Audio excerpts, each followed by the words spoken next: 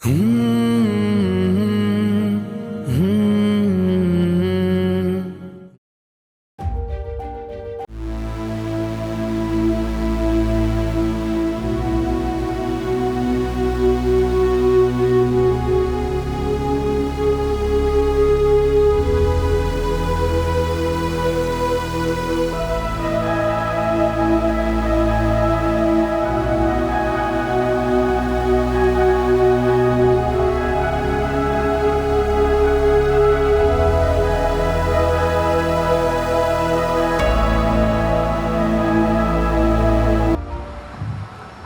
अस्सलाम वालेकुम and good afternoon everyone. नमस्ते, आदाब।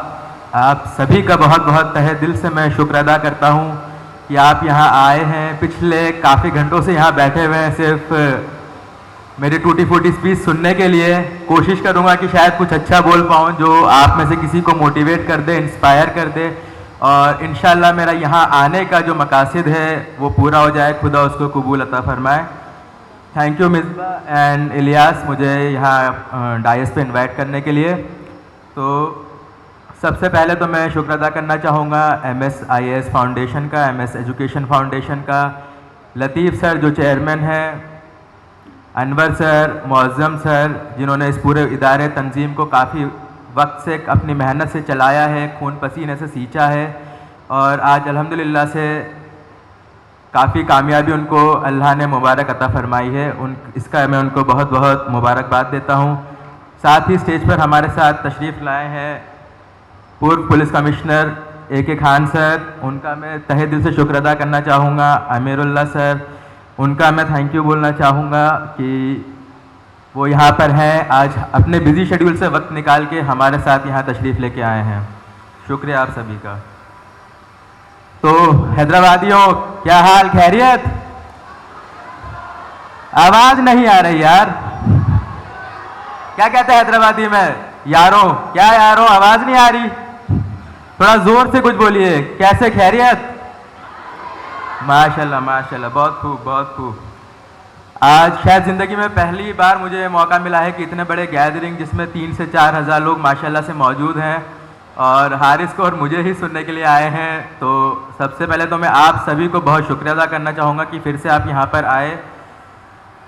स्पीच, खुतबा, तकरीर देने की मुझे आदत है नहीं। अगर मैं याद करूँ तो आज से कुछ साल पहले अगर मुझसे बोला जाता कि इतनी बड़ी गैदरिंग को आपको एड्रेस करना है तो शायद अभी आपके सामने मुझे एम्बुलेंस लेके जा रही होती। क्या कहते हैं हैदराबादी में? हैबत बहुत होती है मेरे को। थोड़ी थोड़ी मेरी हैदराबादी टूटी फूटी को बर्दाश्त कर लीजिएगा, ज़्यादा नहीं आती है मेरे को, जितनी मैं 1 साल में सीख पाया हूँ। लेकिन माशाल्लाह से जब भी कभी किसी हैदराबादी मेरे दोस्त अहबाब से बात करता हूँ तो हैदराबादी दक्खनी सुन के कानों में एक मिठास सी घुल जाती है। तो प्लीज़ बेयर विद मी, जितना मेरे को आता है मैं कोशिश करूँगा बोलने की। स्पीच कुछ लिखी नहीं है। मैं शुक्र अदा करना चाहूँगा कि मुझसे पहले अमीरुल्लाह साहब और AK खान साहब आ गए, कुछ बातें बता गए, उसी से मैंने अपनी एक टूटी फूटी स्पीच तैयार करी है। तो जितनी बात होगी इंशाल्लाह दिल से होगी, दिल से बात करने की कोशिश करूँगा। पहले तो एक बात बताइए, आज और आज ही नहीं, आज कल से हैदराबाद में गर्मी बहुत बढ़ गई है, बहुत ज़्यादा गर्मी लग रही है मेरे को। मैं सोच रहा था कि क्या मामला है। पिछले साल जब मैं हैदराबाद में इस वक्त था तो इतनी गर्मी नहीं थी। फिर मुझे किसी ने बताया कि हैदराबादियों की गर्म जोशी है जिसकी वजह से तापमान बढ़ा दिया है बिल्कुल हैदराबाद का। बहुत बहुत शुक्र अदा करना चाहूँगा मैं आपका। तो मैं शेर व शायरी का दौर यहाँ चल रहा था। शेर व शायरी का मुझे भी थोड़ा बहुत शौक़ है। जितनी उर्दू आती है मेरी दादी के हवाले से है, उन्होंने मुझे उर्दू में तालीम दी बचपन में। उनका हमेशा से, आज अगर वो होती यहाँ पे, उनका पिछले वक्त ही इंतकाल फरमा गई वो, तो मरहुमा कमरुन्निसा अगर वो होती तो मेरी इस टूटी फूटी उर्दू को सुन के भी बहुत खुश होती जो मैं आज बोलने की कोशिश कर रहा हूँ।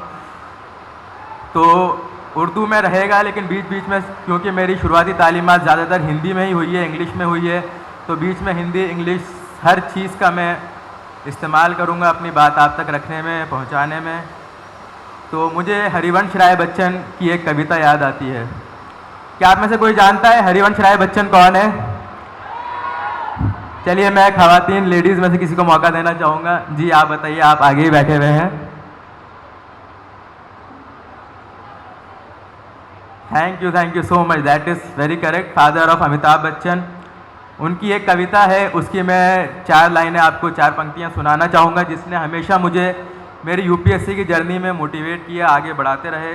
वो लिखते हैं कि मतलब मैं उनकी कविता सुनाने से पहले बताना चाहूँगा कि जब मैंने यूपीएससी करने का सोचा, जब मैंने कदम रखा, तो बहुत सारे डाउट्स थे मुझे खुद पे, बहुत शक व शुबा थे कि क्या मैं आगे बढ़ पाऊँगा, क्या इस एग्ज़ाम को मैं निकाल पाऊँगा, क्लियर कर पाऊँगा।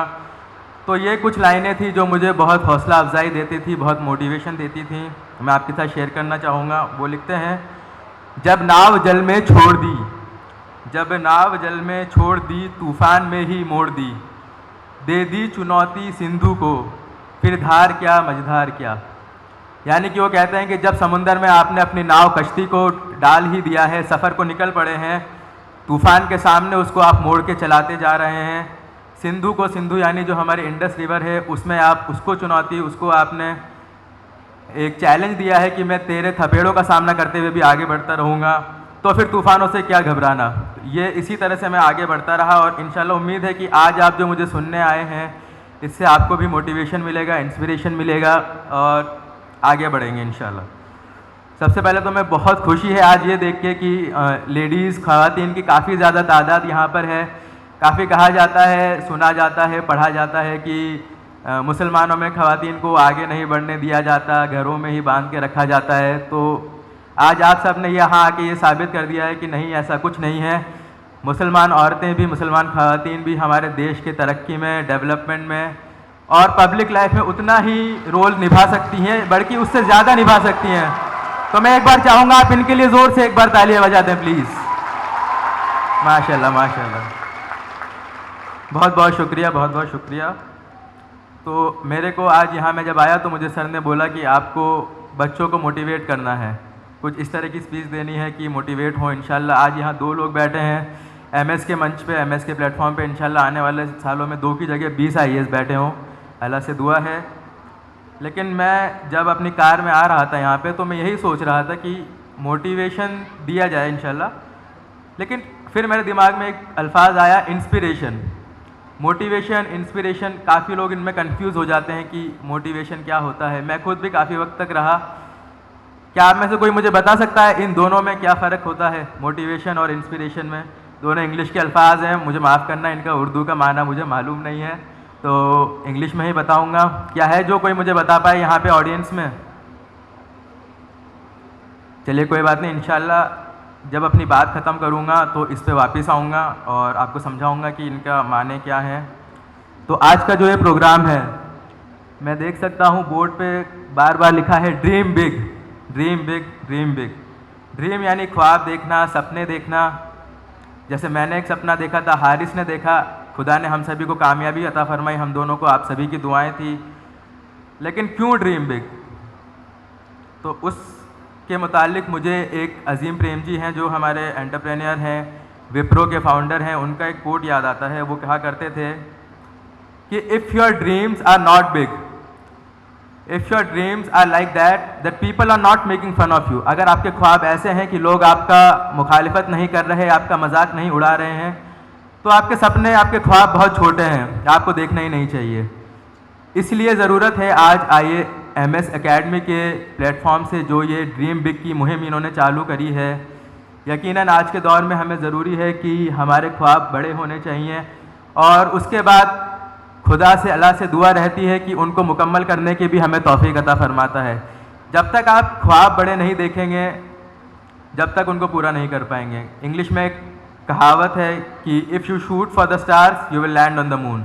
यानी कि अगर आप सितारों तक जाने की कोशिश करेंगे, जो कि चाँद से काफ़ी दूर होते हैं, तो इंशाल्लाह अल्लाह आपको चाँद तक तो पहुंचा ही देगा। यानी कि अगर आप IAS IPS से भी कोई बड़ा सपना देखेंगे तो इंशाल्लाह आपको IAS ज़रूर बना देगा। इसी तरह का एक सपना देखा था, आज अल्लाह ने कामयाबी अता फरमाई, खुदा ने। मैं बहुत शुक्र अदा करना चाहूँगा AK खान सर का, शुक्र अदा करना चाहूँगा जो उन्होंने पेंसिल की स्टोरी, चाइनीज़ फार्मर की स्टोरी सुनाई। उनकी जो एडवाइसेस थी हमेशा मुझे याद रहेंगी। मैं उनका इस तरह से भी शुक्र अदा करता हूँ कि जब मेरी UPSC की जर्नी स्टार्ट हुई थी, आज से करीब 2 साल पहले MS एकेडमी में मैं पहली बार आया था, तो AK खान सर के यहाँ लेके गए थे, उनसे मुलाकात करवाई थी। उन्होंने उस वक्त जो हमें मोटिवेशन दिया, इंस्पायर किया कि आपको क्यों IAS बनना है, किस तरह से आप IAS में जो S वर्ड है, S फॉर सर्विस, उसको किस तरह से आप इम्प्लीमेंट कर सकते हो, उसको किस तरह से आप अमली जामा पहना सकते हो, तो उनका बहुत बड़ा मेरे लिए रोल रहा है आज। और आज मेरे साथ, मैं कभी सोचा नहीं था कि कभी इतने बड़े पब्लिक प्लेटफॉर्म में उनके साथ शेयर करूंगा प्लेटफॉर्म, तो बहुत बहुत शुक्रिया। Thank you sir, it was a very wonderful pleasure for me. उन्होंने टीचर्स का रोल बताया, फैमिली का, बिल्कुल मैं उनसे एग्री करता हूँ। आज मैं यहाँ खड़ा होकर आपसे ये कहूँगा कि मेरी जो कामयाबी है वो मेरी नहीं है, उसमें मेरी शायद बहुत कम मेहनत होगी, लेकिन उसमें जितनी ज़्यादा मेहनत फाउंडेशन बनाने में, दुआओं में, मेरे वालिद वालिदा की, मेरे दादा दादी की, मेरे चाचा की, जितने भी मेरे फैमिली मेम्बर्स थे, उनका जो उसमें कंट्रीब्यूशन रहा था, उसका कोई सानी नहीं है। तो मैं उनको शुक्र अदा करना चाहूँगा। जैसे मैंने बोला भी था कि आज आप ख़वातीन को देख के मुझे बहुत खुशी हो रही है यहाँ पे, तो मैं इसी तरह की एक वाक़या बताना चाहूँगा कि क्यों मुझे ये खुशी हो रही है। जैसे अमीरुल्लाह खान सर ने बताया कि उनकी बहन है, वो उनको लगता है सबसे ज़्यादा समझदार हैं, सबसे ज़्यादा पढ़ी लिखी हुई भी हैं घर में। उसी से मुझे भी एक चीज़ याद आई जो मुझे लगा कि मेरे को आपके साथ शेयर करनी चाहिए और बताना चाहिए कि मेरी कामयाबी में हमारी फैमिली की जो ख़वातीन हैं, लेडीज़ हैं, उनका कितना कंट्रीब्यूशन रहा है। तो मैं ये बताना चाहूँगा कि जो मेरी अम्मी हैं शाहिदा अंसारी, वो हमारे घर में सबसे ज़्यादा पढ़ी लिखी हुई हैं। उन्होंने पोस्ट ग्रेजुएशन कर रखा है, जितना हमने नहीं किया। मैं तो खुद सिर्फ एक ग्रेजुएट हूँ, मेरे अब्बा हैं वो सिर्फ खुद एक ग्रेजुएट हैं, लेकिन मेरी अम्मी हैं पोस्ट ग्रेजुएशन है और उनका सपना था कि डॉक्टर बन के खिदमत खल्क़ करने का।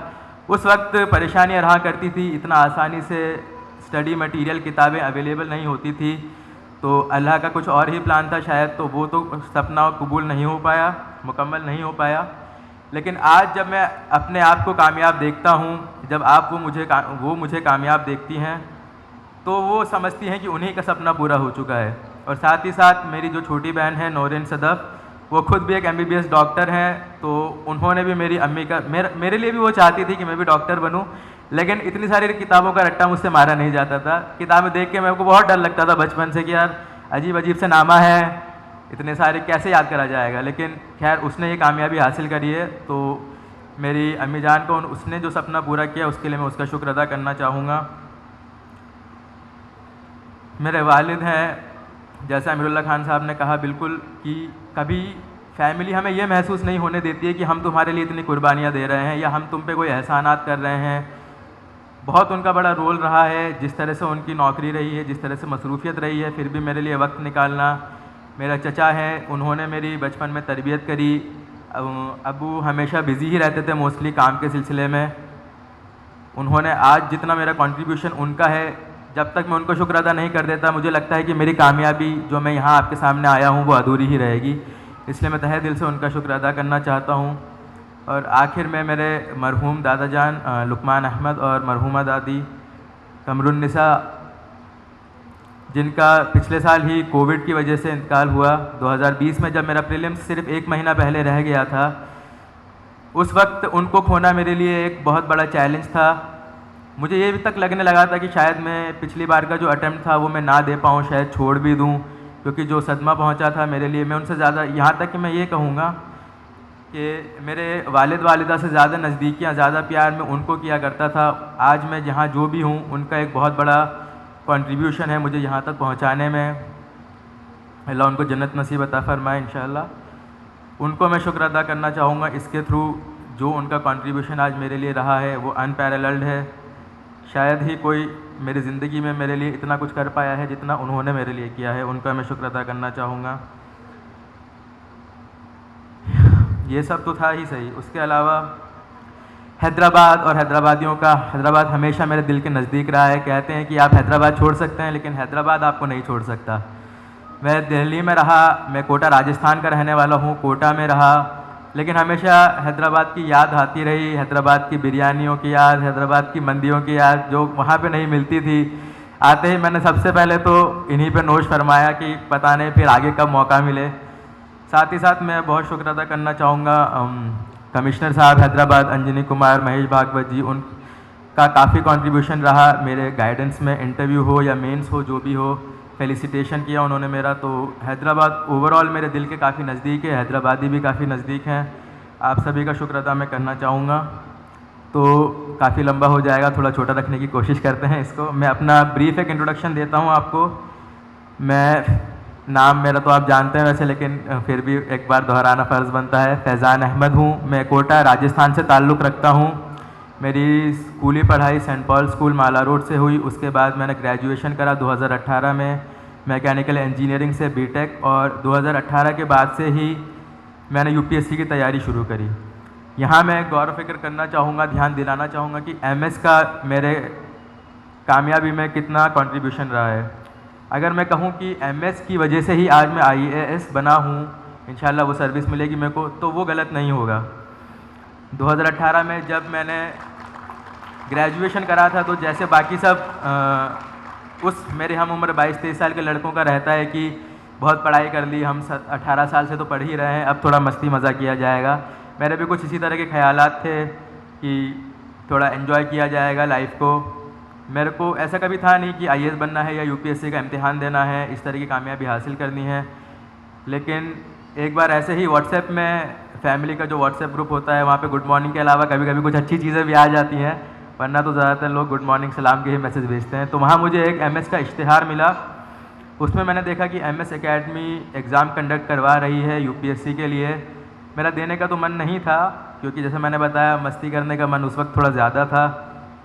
तो मैंने कोशिश करी, मेरे फैमिली ने, वालिद वालिदा ने मेरे को मोटिवेट किया कि एग्ज़ाम तो दे लो। जैसे हर मिडिल क्लास वाले पेरेंट्स कहते हैं फॉर्म तो भर दो, फॉर्म भरने में क्या जा रहा है।